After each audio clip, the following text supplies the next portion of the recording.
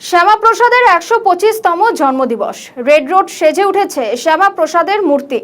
Red রোডে শ্যামাপ্রসাদ স্মরণে মুখ্যমন্ত্রী শুভেন্দু অধিকারী শ্রদ্ধা জ্ঞাপন করলেন রাজ্যপাল আর.এন. রবি, অর্থমন্ত্রী স্বপন দাশগুপ্ত, শিল্প ও বাণিজ্য মন্ত্রী তাপস রায়, মন্ত্রী জগন্নাথ চট্টোপাধ্যায়রা।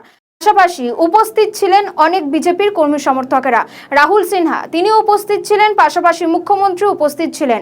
শ্যামাপ্রসাদ স্মরণে মুখ্যমন্ত্রী শুভেন্দু অধিকারী এবং আজকে দিকে দিকে রীতিমতন একাধিক কর্মসূচি রয়েছে বিজেপি কর্মী সমর্থকদের।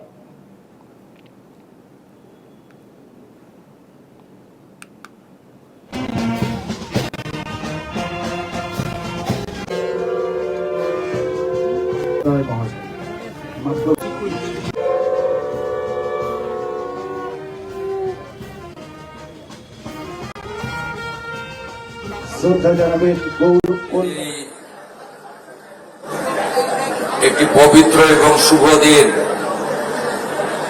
ভারত কেশরীর আজ ১২৫তম আবির্ভাব দিবস।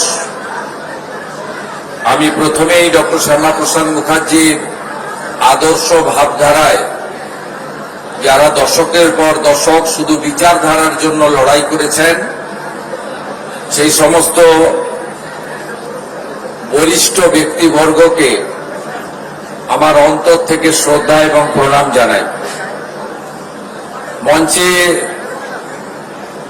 ভারতীয় জনতা পার্টির প্রাক্তন রাজ্য সভাপতি, রাজ্যসভার সম্মানীয় সাংসদ, আমাদের সর্বভারতীয় নেতা রাহুল সিনহা রয়েছেন।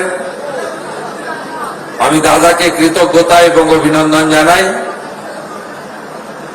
আমাদের মধ্যে রাজ্যের প্রবীণতম নেতা প্রতাপ ব্যানার্জি রয়েছেন। সাধারণ সম্পাদিকা লড়াকু নেত্রী শ্রীমতী লকেট চট্টোপাধ্যায় রয়েছেন।